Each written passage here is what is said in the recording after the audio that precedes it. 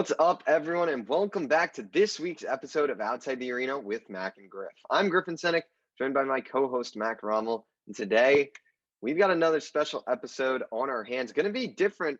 Obviously, there's no football this week. There's no games. The Super Bowl next week will be played by the Kansas City Chiefs and the Tampa Bay Buccaneers. I'd just like to point out that I correctly predicted that in our bracket thing that we did a few weeks ago. So a little pat on the shoulder there. But today we're going to be doing some NFL awards, NFL honors coming up. I believe it's the day before the Super Bowl, night before the Super Bowl. We're going to do it this week just because we thought it'd be a fun thing to do. So we're going to start with that, and then we'll talk about the Super Bowl a little bit, start previewing that. Obviously, next week, and will be our big discussion on that. So yeah, Mac, you ready to give some awards out to some of these guys? What are you thinking Let's do it. Let's see who we got getting some of these awards. Let's go. All right, so we will start. We've got an order here. So we're going to start with the MVP. So Mac, who is your MVP for the National Football League for the 2020 season? All right, so this one's tough for me, especially. There's one guy in mind. I love him. But as we know, this award has been a quarterback award. Who I want to win it, Derrick Henry. Who's going to win it? The bad man, Aaron Rodgers. This was a historic season, still up there in age, I believe 37 years old, throwing for fewer than 5 interceptions. Just a historic season for him at this age, leading the team to NFC Championship. Just overall a great season. Other contenders could be Patrick Mahomes, Josh Allen, but right now I think Aaron Rodgers really solidified himself for that MVP spot, especially with the small amount of turnovers that he had this year. I am also going to give my MVP award to Aaron Rodgers.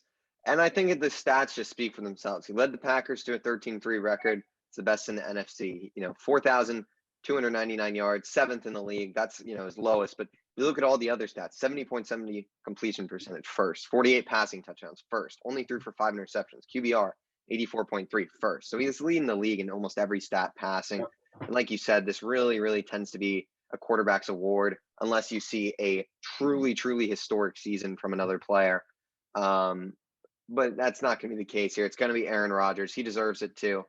Someone who gets underlooked a lot. It feels like, people always, I don't know if they, I don't know if it's like, I'm trying to think of the word. I don't think people are underrating him, but just not including him in the top discussion at times. And I think this year he reestablished himself and proved that he is up there as, one of the top quarterbacks in the National Football League. So I will also give my MVP to Aaron Rodgers. Now we will move to Coach of the Year. I would say some finalists probably, you got Sean McDermott from the Bills. They had a great year. Kevin Stefanski from the Cleveland Browns. Obviously, fantastic year there. Maybe Brian Flores, Miami. You could kind of go a lot of different routes here. So, Mac, which route did you go? Who do you have taking home the Coach of the Year award? I'm going with your man from Cleveland, Ohio, Kevin Stefanski. He led this team to the playoffs. That's unheard of for the Cleveland Browns. It's completely unheard of at 18 years. He does it this year in his first year as the head coach for the Cleveland Browns. He went, especially in his first playoff game, he went to the Steelers and he beat the crap. Well, technically he didn't. Well, yep. But he coached up the team, He helped them prepare. Yeah. Exactly. Yep. But you see the development of Baker Mayfield, especially that big step we were looking to take. Coming into the season, I wasn't too sold on him. And as the season went on, I've become really sold on him. I think he's a quarterback that could get it done. And this year, he kind of been able to do that. He's looking almost like an elite quarterback, to say the least. Top 10 is what I'm thinking right now, but he may have posted career-low in passing yards, but every other stat has been great. He's been much more effective, and this team, they're finding their leaders, and they're really coming together and banding together, and I think that's all due to Kevin Stefanski. I'm also giving mine to Kevin Stefanski. First time the Browns make the playoffs since 2002. That alone is an accomplishment, but it wasn't just they snuck in like in the NFC. You see the Bears going like 8-8 again, and no, they went 11-5, and they had a hard time making the playoffs. They won a playoff game. You can say he wasn't coaching, but it still doesn't matter. He's preparing all week. He's laying the fundamentals for that. Like you just talked about, he turned Baker Mayfield. He turned his career around. He goes from 21 interceptions to 8. Baker's learning. The system is perfect for him, and the system they're running there with the play action and the run is perfect. It's a fantastic system. It works perfectly with their team, with the 3 tight ends they got there, and the fantastic offensive line, and obviously the superstar running back duo. So, this is what people need to see. This is what the Browns need to do. And you just see a really well-made team, a team that's going to be back next year, even stronger. They'll get OBJ back, maybe make some additions to that defense. They somehow always still have like $70 million in cap. It Yeah. makes no sense, but they do. So we'll see what happens there. I expect the Browns to come back very, very strong next year and be a very solid competitor. But Kevin Stefanski, congratulations. You will likely be winning this award. Now on to Offensive Player of the Year we'll go to. I think I know where Mac's going. I also kind of think this one should be unanimous, really. So Offensive Player of the Year, Mac, what are you taking here? I think the fans all know. This is self-explanatory. It's Derrick Henry. He put up historic numbers, over 2,000 yards. I mean, that's the 8th player to ever do that. I mean, and especially you're looking at some of these stats, 5 200-yard rushing games since 2016. I believe that's the most in NFL history over an entire career in his first 5 years. I mean, this kid is a monster. 3 this year. Yeah, 3 this year especially. I mean, he's just a beast. You're looking at those stiff arms. This guy makes plays with his legs, with his arms, with his strength, and he put up the stats this year. He dominated the entire league, 17 rushing touchdowns as well. I mean, this is pretty easy for everyone. Yeah, you kind of put it perfectly there. I'm also giving it to Derek. Yeah, you kind of, I mean, all my notes I got on the screen here, you basically just read off, 2,000, 27 yards, 17 touchdowns, historic in that. Only 8th player to ever have 2K rushing yards. And yeah, like you said, the 200 plus rushing yard games it's just so impressive. It's crazy what this guy is able to do. So congratulations, Derrick Henry, historic season. Now we'll go to one that I don't think is as easy to say. I think there's a lot of contenders for this one, and that is the Defensive Player of the Year. I mean, you've got guys like TJ Watt, Aaron Donald, you've got Xavier Howard, 10 interceptions. He had a fantastic year. You could always, find ways to get, guys like, DeForest Buckner in there. There's a ton of options here. So, Mac, who are you taking for your Defensive Player of the Year? I'm taking Aaron Donald. I mean, this guy, he's trying to get his, I believe it's his 4th Defensive Player of the Year award. He's a monster. You're looking at other players like a TJ Watt leading the league in sacks, but Aaron Donald, he puts up 13.5. He's getting double teamed every single game. He's the most dominant defensive player in the NFL for years. He's been the most dominant player in the NFL for years. And I expect nonetheless for him to win this award, 13.5 sacks, as I said, and then 45 tackles. I mean, that's kind of unheard of from defensive tackles. You don't see players getting that many sacks at that specific position, and especially tackles for loss. This guy, he makes plays all over the field. He gives it his all on every single play, and I think that's what's really special about this guy. It's going to be the first one we don't agree on. I am giving the award to TJ Watt. TJ had a fantastic year. Led the league in sacks with 15. Led the league in tackles for loss as well with 26. The next closest was 20, I believe, Hassan Reddick and Aaron Donald. So that's a pretty big margin. TJ also only played 15 games. He sat out that last game of the season. So that's all, leading all the league and that stuff and not even playing 16 games is really impressive. He's the leader of that 12-4 Steelers defense. He's a superstar. 1 interception, 1 forced fumble as well. So the stats are all there. I mean, Aaron Donald, fantastic season as well. But to me, you got to give it to TJ Watt. You can't really get caught up in the double team and that kind of nature because TJ Watt's not just running free to the quarterback. It's not like these guys are ignoring TJ Watt. So I'm gonna give it to TJ Watt. Audio bugged out there for a second. I apologize if that is an inconvenience there, but yeah, I'm gonna give it to TJ Watt. I think he's well deserving of it and a fantastic season from him. So that's who I'm gonna go with there. Offensive Rookie of the Year. This one is likely, from what I've seen, between the two Justins, Justin Jefferson, Justin Herbert. Maybe there's, I'm trying to think, really, who else could be with those guys? It's kind of hard to put another guy up there with those two. So, I mean, which Justin are you taking? Are you taking Justin Herbert or Justin Jefferson? Justin Jefferson, he put up some great numbers this rookie season, some of the best all time for the Vikings. But I have to go with the quarterback, Justin Herbert. I mean, it's rare that, and it takes a while, I should say, to find your quarterback of the future and your franchise quarterback. And the Chargers, they came out, they did it this year. I mean, you're looking at all the other quarterbacks that were in that draft class: Joe Burrow, Tua Tagovailoa, and you take Justin Herbert, who everyone wasn't really sure of, wasn't really sold on, and you guys knew it. You took him, and he came and he balled out. He played 15 games and he set the rookie passing touchdown record at 31. And he also limited his interceptions to only 10, 3-1 touchdown interception ratio. I mean, this kid, I mean, what's there to say about him? You found a franchise quarterback, and I have high hopes for this kid. He's definitely going to win this team a Super Bowl in the future. I'm going Justin Jefferson here. A bit of a sneaky one. I know he's not the favorite, but I was really impressed with Justin Jefferson. He's fourth in the NFL with 1,400 receiving yards. He had 88 receptions, 7 touchdowns. So the stats are there. He set the rookie record for most receiving yards. He passed Anquan Bolden's 1,377. And to me, I think it's interesting because obviously Herbert only played 15 games, so you assume he would have broken the passing yards record. But since he didn't, I honestly think Jefferson breaking the receiving yards is more impressive for me, at least, than the touchdowns and all the other stuff. I just feel like the touchdowns, like 31 is a great number, but I feel like that's so much more attainable than getting 1,400 receiving yards as a wide receiver as a rookie. I don't know. I just think, you look at that offense, they're kind of set up perfectly for Herbert to have success. Well, you look at, Justin Jefferson, nothing's guaranteed for this guy. He comes in week 1, he's going to be the second receiver, but you don't know what's going to happen. I mean, you look at Stephon Diggs, he's been great there, but he wasn't this good. This was a historic season. Justin Jefferson, for me, what a superstar he is. I mean, I can't believe, teams like the Eagles took Jalen Reagor over him. It just, you question the decisions at times, but I'm giving it to Justin Jefferson. But both guys, I think, are equally deserving. They both had historic rookie seasons that will live on for years to come. Now on the flip side of the ball, defensive rookie of the year. This one is honestly a little like no defensive rookies really went out there and had like a crazy year. Like it was kind of just some solid years. You obviously got Chase Young, Jeremy Chin, 2 big rookie names there that had great years. I'm trying to think of some other guys who had great years.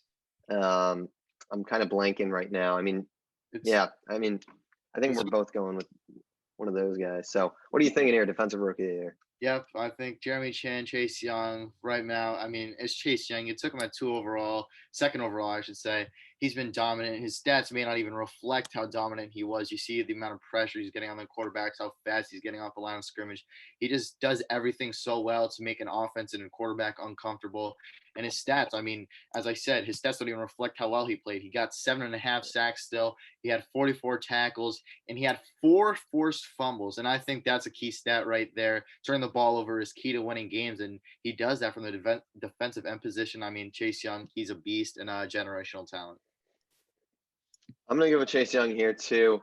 I mean, you look at Jeremy Chin, he had a good year, but that one game where he had the 2 touchdowns or whatever really, really padded, what he was doing.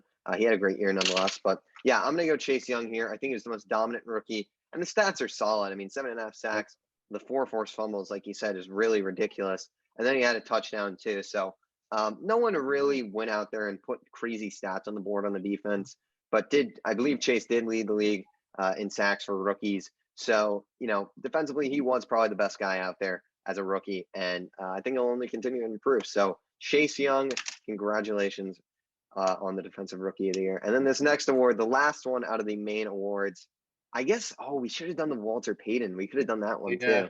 We totally forgot. But, I mean, I guess that one's, like, so weird. And it's hard not really, like, it's hard to predict. So, whatever. But Comeback Player of the Year, this one, I mean, it's easy. It's Alex Smith. I'll let you go into why it is Alex Smith with probably the easiest decision in NFL history. I mean, this is easy. I mean, just saying he even played a game would have gave him Comeback Player of the Year, honestly. Yeah. He had 17 surgeries, almost lost his life over that leg injury. He comes back and he leads the football team to a what was it? How many wins was he went 5-1? Yeah, 5-1 record. I mean, he balled out. He put up good numbers, almost 1,600 yards, 6 touchdowns. He played great, and he really carried the football team to the playoffs. And then they got Taylor Heineke, of course, in there due to that injury. But if Alex Smith was in there, I mean, what could he have done? Could he have even somehow pulled out a win? I don't know about I, that. I don't I don't know. know, but Your hate for the Bucks is riding strong still. but that 5-1 run record really tells it all. Come back after that devastating injury and almost losing his life, and just playing a game was outstanding. It's easily Alex Smith. Yeah, I agree with you. If he played once he came in that one game, it's Mhm. his award. Literally should be named after him. And then he goes 5-1 and leads the team to the playoffs. I mean, that talk about crazy.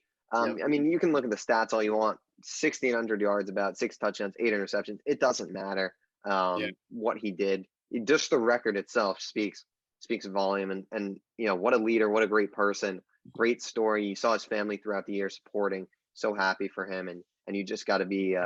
It just really makes you feel good when you see something like that. So Alex Smith, congratulations. I actually saw some today. I think he wants to keep playing. So Yep. hopefully he can find that job. I don't know if he'll end up starting somewhere, but I mean, maybe he'll be a backup and get another chance. Who knows? But congratulations, Alex Smith. He's had a fantastic career, and this achievement is incredible. It's incredible that he's done it. So that does it for the regular awards, but we have come up with 3 OTA awards that we're going Yep. to give out. And that is best regular season game, the biggest fantasy bust, and the most underrated player in the NFL. So we'll start with the best regular season game. And I'm going to start with you, Mac. Which one are you taking? There's a lot of good ones. There was the Browns, Ravens. We saw some Dolphins, Raiders. We saw Colts, Packers. We saw the Bucks and the Chiefs had a good one. The Chiefs and the Saints had a good one. A lot of good games this year. So I don't know if you're taking any of those, but what are you taking here?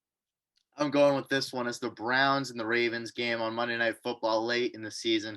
This game was undoubtedly, for me, the best game of the season. You see Lamar going into the locker room. Everyone's saying he's taking a crap. Comes back and leads them to the win. It ended 47-42 Ravens. As I said, Lamar went to the locker room, then came back and led the Ravens to the win. And in the final 6.5 minutes of the game, they got a combined 27 points. That's how high flying these offenses were and how fast they were getting points and scoring in the fourth quarter of this game, trying to get a win and make a push for the playoffs. Marquise Brown, everyone probably remembers this play on that fourth down, goes down, gets that 44-yard touchdown inside 2 minutes, and then right away Baker Mayfield to Kareem Hunt about 40 seconds or something like that later, come down, score, get another touchdown. Then the Ravens, they drive down. Lamar Jackson's making plays. They get in field goal range. Justin Tucker wins the game on a 55-yard field goal.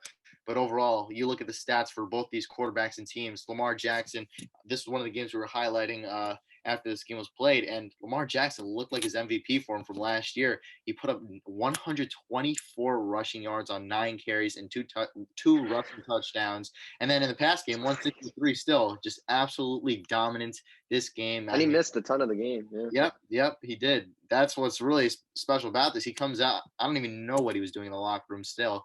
And I mean, it's just beyond The me. world's greatest myth. Yep, and then we're seeing No players one like will know. Mark Andrews, have a big game. We were saying, or we kept on saying that maybe he needed a backup. He needed a player like a Hayden Hurst to have good stats. He had a decent game with 78 yards. And on the other hand, for the Browns, you're seeing Baker Mayfield make some plays, almost 350 passing yards. That would have been insane if that was rushing. He was making plays, and then you're looking at a player like Kareem Hunt, didn't do as much in the run game, only 33 yards on 6 carries, but 77 receiving yards. And you're looking at some of these underrated players like Donovan Peoples-Jones, Rashard Higgins making some plays, and I think that's what made this game so special. Definitely a great game there. Just had some technical difficulty, so this is going to be the second time I go through this game. But we are going Dolphins Raiders 26-25 week 16 Saturday night. Raiders kind of had control for most of this game. Tua was doing nothing. He was held to 94 passing yards. So Fitzmagic comes in late. You're marching with like 8 minutes, 7 minutes. He's marching down that field. They finally get in range of the red zone. They missed a few. They dropped a few balls. I believe the tight end dropped one. So they have to take their points. It's tied 16 all now. And you see frickin' Derek Carr just bombs one out to Aguilar, who I don't know if Mac heard this when I said it earlier, but did come out with some comments basically calling out his team, saying they didn't try, that they suck after the game, which is interesting. Doesn't seem like he'll return there after, he is a free agent. So doesn't seem like Nelson Aguilar will be a Vegas Raider for much longer. But he gets that big touchdown, but then Gaskin right away, it's like 20 seconds, gets a 55-yard plus receiving touchdown. That one was crazy. He ran all over the place. And then you get the Raiders getting the ball, and they throw the bomb to Aguilar. That guy just gets all over the place. Huge PI. The ref's like throws it up. And then I believe it was like 3rd and 1, minute 55 to go. And the Raiders draw the Dolphins offside. So they got the ball. They got dominant. Josh Jacobs, I believe it's 2nd and goal. Josh Jacobs get that handoff. He's going, and he slides at the 1.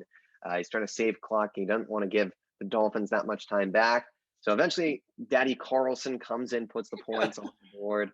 I believe the Raiders missed an extra point earlier. So the score at this point, I believe, is 25-23. And so then you got 20 seconds. Fitzmagic comes in, gets his helmet yanked to the side. He has no idea, chucks it up.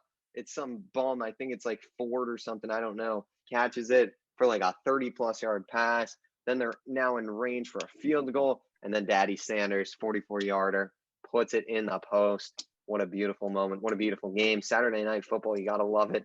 So that would be my game of the year. Just from the ending. I think that ending, the final 4 minutes, I don't think can be beat. So for me, the rest of the game wasn't that crazy, but those final 4 minutes to me are just, those were the best 4 minutes and most entertaining 4 minutes of football potentially we had this year. So I'm going to go with them as my best game of the season. Now we'll go on to the fun one. Biggest fantasy bust of the season. Mac, who are you giving this award to? There's one guy in specific. I bet you know who it is. I've been complaining about him all season until I got rid of him. And sadly, there were the two guys who I'm gonna say in a minute. I had both. So you have a co-winners. I had 2 of them on my team, and that's Le'Veon Bell is the runner-up, and the biggest one, Kenyon Drake. I mean, this guy, I'm just saying that he was ass. He was ass. He lost me games. And if you guys had either of these players, you know they lost you games. I don't even have to say stats. Everyone knows how bad they were. I mean, Kenyon Drake, his stats were padded. He averaged over the whole season 4.0 yards per carry or 4.1 or something like that. I mean, and that was even padded. It was all padded on that Cowboys game, that 8.2 yard per carry game where he had 162 yards, I believe. But overall, 955 yards, 10 touchdowns. I mean, all those came after I traded him away. It sounds pretty good. All those came after I traded him away, but he literally 5 games above 4.0 carries, and that's what really padded his stats for the entire season. Other than that, I mean, he was averaging 3 yards per game. I mean, he was barely getting any yards, 60, 30 yards. I mean, he was absolutely atrocious. He lost everyone games. I don't even want to get into this. He was terrible. And Le'Veon Bell, everyone knows what he did. Just left, and then once he got to the Chiefs, wasn't really a factor there. Yeah, Le'Veon Bell was one of those guys. If you go to one of our beginning episodes on the channel, I was huge on coming into the year. I thought he was going to have a big year on the Jets just because they had no weapons, but obviously ended up playing like 1 or 2 games there and was gone. My biggest bust of the year was someone that I personally experienced. I think that's where we're getting these guys that personally screwed us over, but I truly do believe this guy was one of the biggest busts this year, and that is Lamar Jackson. Highly regarded as the best quarterback in fantasy this year, was being picked in the 2nd, 3rd round. It usually is the first one, if not, maybe Mahomes goes before, but I got baited somehow into the trap. I just one day fell in love with the idea of drafting Lamar Jackson. I couldn't resist myself. So I was like, oh, I'm going to get Lamar Jackson in the 3rd round. I traded up to get him, and he was a stinker. He finished as the 10th best quarterback, which is a big ass bust for someone who's trying to be the best one and regarded as the best and had a historic fantasy season. He was trash. He had 6 weeks under 20 points. That's unacceptable. As a quarterback, you got to be hitting 20 at least. He only averaged 22.2, and he broke 30 points once. And in comparison, you're looking at the guy who was picked with him, Pat Mahomes, in that area. Pat Mahomes broke 34 times and averaged 25. So big difference there in the points. Lamar's is also kind of padded by that 39, 40 fantasy point game he had. That one game, I think it was against Cleveland, if I'm not mistaken. One of those games. Total bum. He had a terrible season for fantasy. I know he started getting hot at the end, but at that point, it just didn't matter. Lamar Jackson, you screwed me, and you're the biggest fantasy bust. And now for the final award on the Outside the Arena Awards show. I think we'll actually put this on OTA clips too, just to have there. So if you're watching there, give us a like, subscribe, all that jazz. Most underrated player. This one's a little tough. My approach was kind of interesting on this one, but I saw your answer, so it was a curious and it was a good one. So I want to hear what your answer is. Who is your most underrated player in the league? I mean, this one, it took a lot of thinking. I was thinking, I'm like, who is the It's a most hard one, yeah. underrated player? I'm looking around, I'm thinking, I'm going position by position in my head. I'm like, I know exactly who this kid is. It's the rookie, the Chicago Bear rookie wide receiver, Darnell Mooney. This kid, he's a stud, and I'm going to say it right now. I think in the next 2 or 3 years, he's going to be a Pro Bowl player, and I think even a top 10 receiver potentially with how well he played this year. His routes. Hot take. Clip it, folks. Clip it. Clip it. This song clips for a reason. Clip it. We're posting it all over the internet. Darnell Mooney is going to be a stud. Going on the TikTok. 2 to 3 years. This year, only 4 touchdowns. Kind of surprising, but you're looking in 9 games, 98 targets, 61 catches, 631 yards. And that's with Mitch Trubisky and Nick Foles. He had 68 catches in 9 games. Yep. That's actually kind of nuts. Yep, and not even the number 1. Number 2 to Allen Robinson. You know Allen Robinson's going to get more looks than him, and you have 2 quarterbacks. I mean, thinking of that, firsthand thinking of that, any quarterback, you switch quarterbacks, it's going to be a drop-off. This, you go from a bad quarterback to another bad quarterback. They're missing you wide open, and this kid, I think if he had a better quarterback, this could have easily been, with 9 games, I could say 850 yards. I think just from that alone, a better quarterback, he could add a lot more yards, and I'm excited to see what he does in the future. If you get a quarterback in there this year, I'm expecting him to have a huge season, even in a 1,000-yard season as soon as next year. I'm going to be honest with this one. I kind of ran out of time prepping, so I didn't get a great answer. I don't love my answer. So I went to my Jets, and I chose Quinnen Williams, the best probably player on the team, but I still think he's very underrated in the league. 7 sacks and 3 pass deflections this season, as well as 13.5 tackles for loss.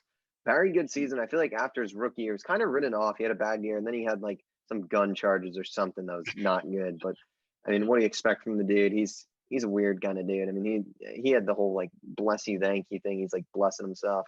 He's doing some weird stuff. I've never seen.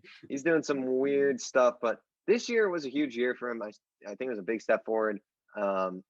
We'll see. Now he's got Robert Saleh coming in as head coach. I'm excited to see what his future can hold. I feel like he could turn into a real superstar under Robert Saleh. So Jets are in a good spot with him. He had a huge bounce back season from that atrocious rookie year that many expected. He went 3rd overall. So, there is that element. That's why I'm kind of not loving it because, he was the 3rd pick. So it's not like he's like some like not like unknown guy like Darnell Mooney. Like that was a good move on yours, but I ran out of time, so I just went to my Jets, and I do believe Quinnen is underrated, so I'll go with him, but maybe not the most underrated in the league, but we're going with it. He's getting the award today. We're having fun here on Outside the Arena, and that will do it for the awards ceremony. No live performances, unfortunately, for this one. It's a shame. Maybe next time we'll get maybe some Bruno Mars next time on the podcast for next year's Outside the Arena Awards show. There it is, NFL honors for us. So that's going to do it for that. But now I guess we will jump in to the games last week. I know I want to talk to you about the game that was first, because we debated this one a lot last week and we're all over the place with it. And that is the Green Bay Packers and the Tampa Bay Buccaneers. Mr. Macaramal, we're going to start with you. You said the Packers, they're going to win. They're going to come out strong. The Bucs can't do it. They're not good enough. They're not going to be able to, deal with the Packers. Aaron Rodgers, he doesn't turn over the ball. He doesn't get sacked. Well, he got sacked 5 times and threw an interception. So what were you thinking on this? Obviously, there's some controversy at the end of the game too, so you can touch on that. But overall thoughts on the Tampa Bay Buccaneers getting the Super Bowl, unlike to your much disdain. I think we all know who you're cheering for in the Super Bowl. Yeah, for sure. This game, it was a great game, and the Packers, I mean, they had it. You're looking at a player. I think Kevin King really sold them this game. The first drive, you give up a touchdown. I'm like, okay, that's normal. You're gonna give up a touchdown now. He had 4 tackles, second on the team in tackles. But you go to the final few seconds of that second quarter. Buccaneers having fun. They're just going for their Hail Mary. And I don't know what you're doing. Looking this way. He's like Scotty Moe's just drifting off behind you. Wide open touchdown. After that, he should have got benched. And you see come back to the end of the game and last play of the game where or the last key play of the game where you need to get the stop, you get the ball back, put the ball back in Aaron Rodgers' hand, and try and get a win. Gets pass interference and holding. You cannot do this. He should have been benched earlier. I'll just say that. But the Packers' defense is really what killed them this game. What I said coming into this game, I think whoever will turn the ball over more is going to be the team that loses. The Tampa Bay Buccaneers, Tom Brady threw 3 interceptions and they still won. That's just going volumes and speaking volumes of how bad this Packers defense played. 3 interceptions, you still give up 31 points. I mean, it's just atrocious. You really couldn't do much against the pass. And then a run game, I mean, just kind of average stats, what you would think. But the Packers offensively, if you're going to that end, Aaron Rodgers put up a good game, had that 1 interception, but that run offense, that really killed them. Couldn't control the clock like the Buccaneers could, and the Buccaneers really did it with the pass too. They were controlling the clock with the pass, getting completions inbounds, and I think that was a real key to this. But overall, it was really just the Packers defense that screwed them this entire game. I think Tampa Bay Buccaneers are just a good team at this point. I think people have to stop underrating this defense. It's a really good defense. The run defense is incredible. They can stop any run game, and they did it earlier in the season with the Packers, and they just did it again.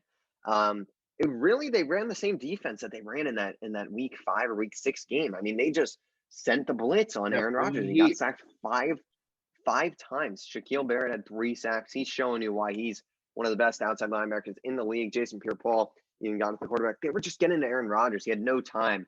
And like you said, Brady had those 3 interceptions in the second half. Those were potential killers, but the Packers did nothing.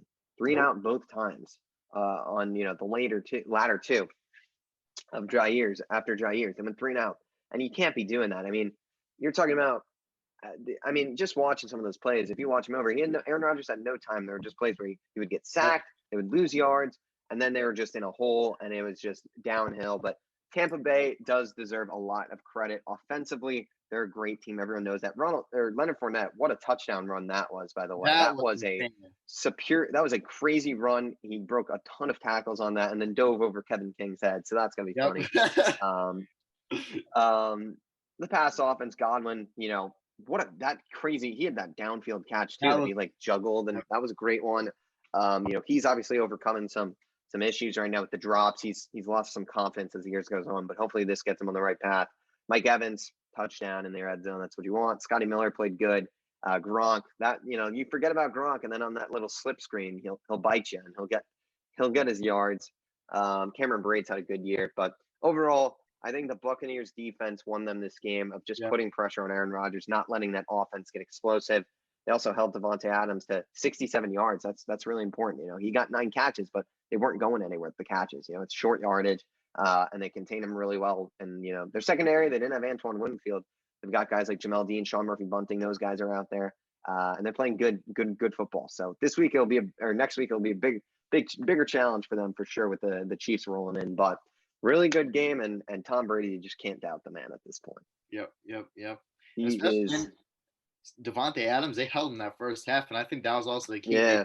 They didn't let him really get any catches until that second half, and that was probably the key to this game as well, too. Yeah. Well, I think after this game, I think Tom Brady's legacy is set in stone as the GOAT. I don't think there's any room for debate. I don't even think it's close anymore in the NFL. I don't think it hasn't been close, but now it's it's crazy. But besides the point, we'll move on to the Chiefs, who they just did a massacre at this point. That's the only way to put this.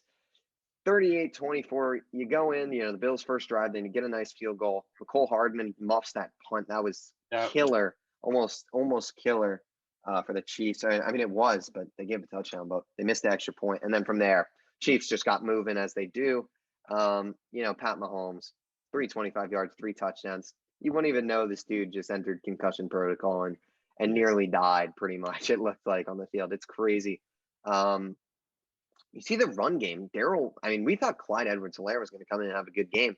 Darrell Williams has been running the ball, 13 for 52 and a tutty. Great game from him. And, Tyreek Hill, Travis Kelce. We'll say enough about those boys. Those guys are ridiculous. Travis Kelce's incredible, man.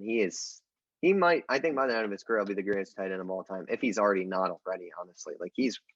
He's really up there. when you think about it. Chiefs defense is always playing good football. I mean, that's kind of deal with that. And then on the flip side, it's just running the football for Buffalo. They can't do it. It gives them no ability in the run game. You see Josh Allen here, 7 for 88, but we talk about the run and how important it is. The Buffalo Bills, without Josh Allen, ran the ball 11 times for, what is that, 41 yards? It can't happen. It's just not acceptable.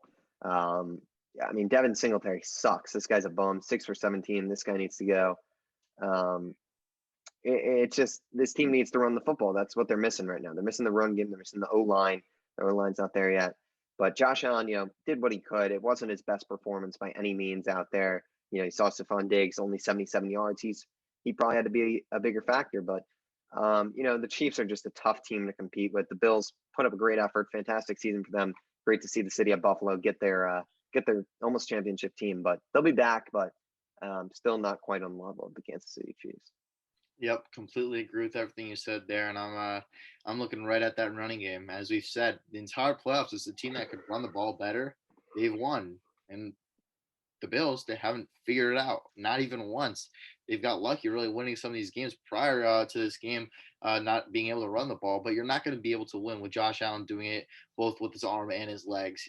You have to have someone else aid him in the run game. He can't be doing it with his legs if you want to win. He can't be the running back of the team and the quarterback of the team. It's just not going to work.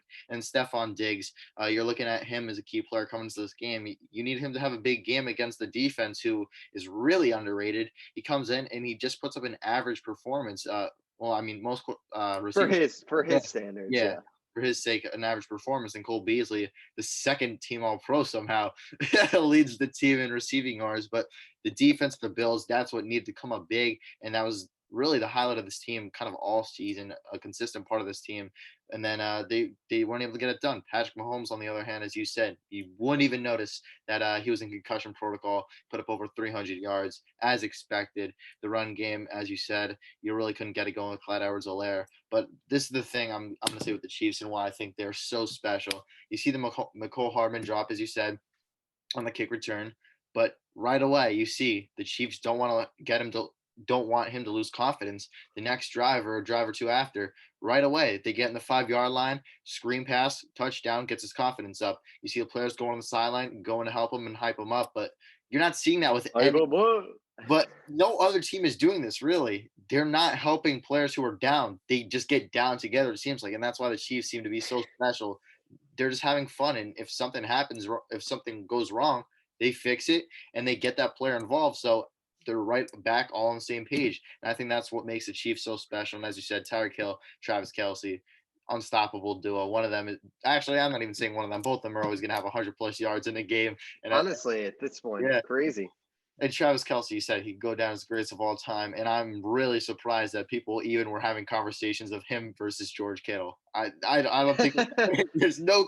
It's not remotely close. No, it's not. It's not close. Travis Kelce is a monster. And then the defense, as I said, you're stopping Josh Allen and everything. And I'm looking at a player like L'Jarius Sneed. I've been bringing up his name kind of all season, making a play.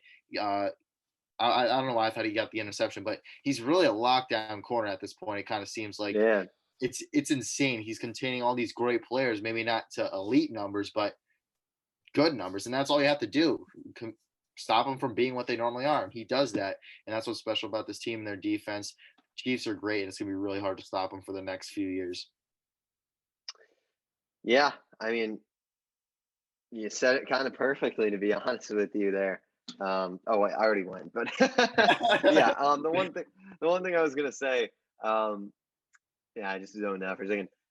You look at the Chiefs' offense; they literally passed to 2 guys, and that's it. Like Kelce, Tyreek got 22 catches. The rest of the team had 7 for 30 yards or something stupid. They just don't. It's crazy. They run their offense through 2 players, and it's just unstoppable. And the one thing about Kelce that's really interesting is if you actually watch his route running, there's nothing crazy fancy about it. It honestly surprises me how good this guy is when I watch him. It's just he's so good, and he just gets so open. But it's just he's not doing anything that's he's not George Kittle's superhuman strength. It's not That kind of deal. He's just a great route runner, but it's not like he's a sneaky great route runner.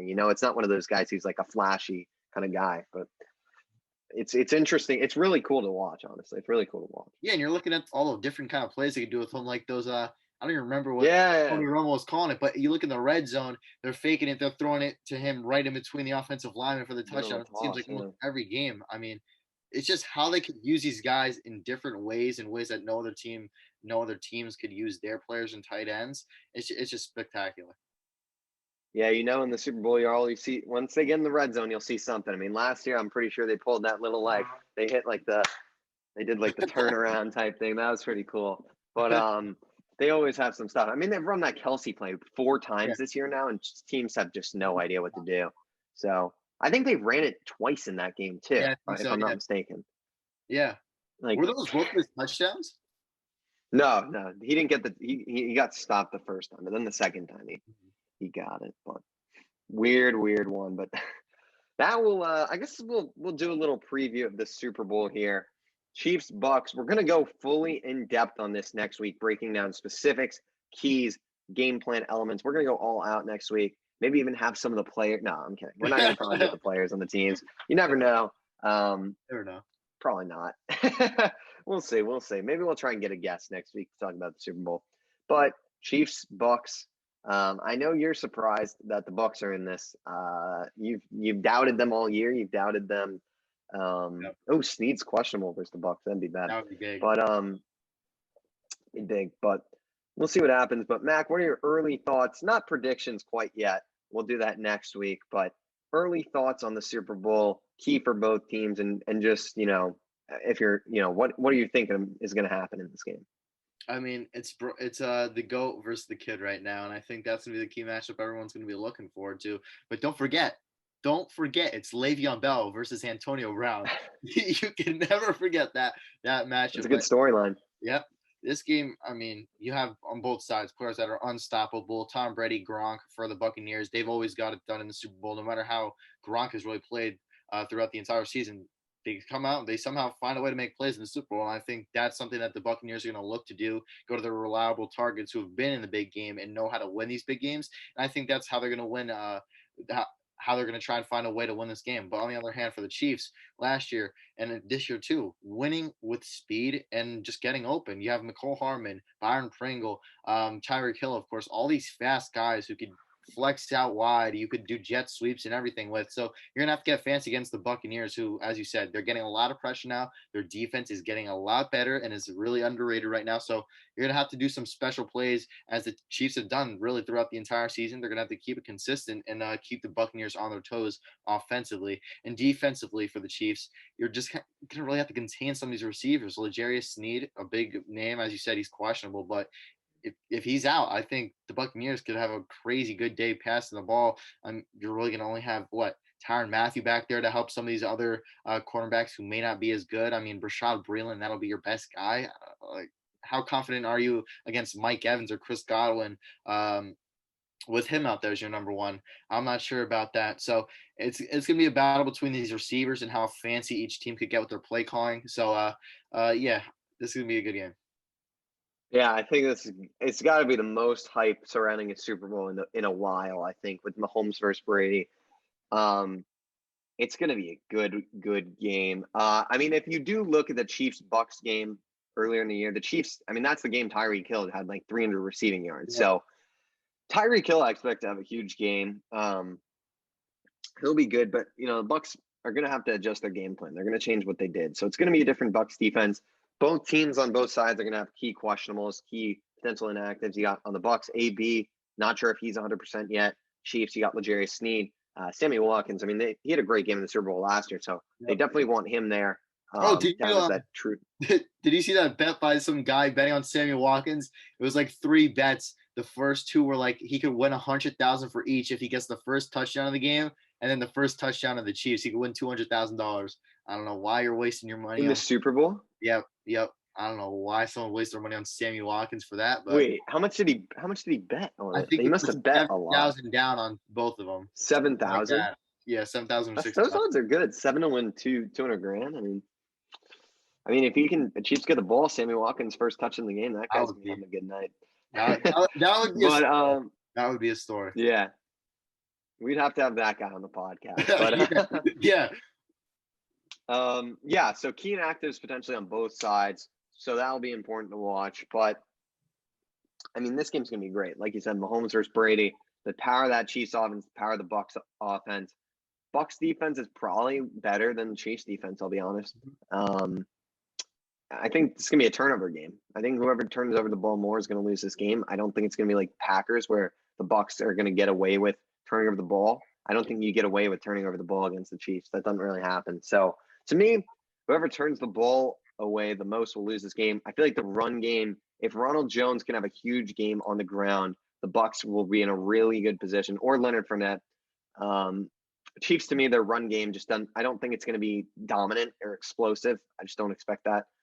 So the Bucks have the ability to really dominate the run game, chew clock, but Chiefs aren't a joke. Their run defense is very solid. Their defense seems like they dilly-dally in the regular season, but when it comes playoff time, this defense is not playing games. They are one of the best units in the NFL. Honestly, it looks like you got Dirty Dan, Big Frank, Big Chris. You got Mr. Tyran. You got a bunch of guys that Daniel Sorensen's just Dirty Dan. You gotta love the dude. But, not really. He had the dirty hit, but. Maybe he'll even have more snaps this week with Willie Gay out. Maybe. I mean, he plays a lot already, though. Daniel Sorensen is he's all over the place. He's one of those guys that you look at and you're like, why is this guy not he's just a hard player. I guess that he plays hard. But yeah, that's kind of my thoughts right now on this. Yeah, next week we're gonna have big coverage on the Super Bowl, obviously. Stay tuned on both our channels. OTA Clips will hopefully get some stuff there on the Super Bowl potentially too. But yeah, that's kind of all I got right now on that. I don't know if you have anything else or what are you thinking? All right. Whatever you think. I think we're good. Yeah, I think we're good too. I think it's a good episode. And next week, guys, Super Bowl Sunday obviously is a week from Sunday, so a week from when you're going to be seeing this when this comes out. Mm-hmm. It's gonna be a big week. We'll have our normal episode, hopefully some clips maybe, and then after that, the podcast. We're gonna be getting a lot of guests on. That's our goal. We're gonna be filling a lot of time with the guests. We're gonna be talking baseball. We're gonna be talking more basketball even too, and whatever you guys want to hear us talk about, whatever you guys want to debate. If even some of you want to come on like OTA Clips or something like that, we'd love that too. We'd have a blast doing that. That's a great channel for that now. So, like I said, I'll let Mac wrap this up in a sec, but if you haven't already subscribed to this channel, obviously go do that. And then OTA Clips as well. Link will be in the bio. That's where we got our breaking news type stuff, and more, relaxed kind of stuff with friends too on there. It's a great channel. We both love making videos over there. So yeah, stay tuned for all our content. And Mac, why don't you wrap this up for us? Yep, well said, everyone. Make sure you like, comment, and subscribe, not only on this channel, but go over and head to OTA Clips on YouTube. As Griffin said, breaking news and all that kind of good stuff over there. Make sure to like, comment, and subscribe there as well. And make sure to follow us on our socials. Our Instagrams are mac.rommel. Griffin's Instagram is Griffin Senek. Our podcast Instagram is Outside the Arena Podcast. And as always, we thank you all for watching. We hope you stay safe and be ready for a great Super Bowl podcast episode next week.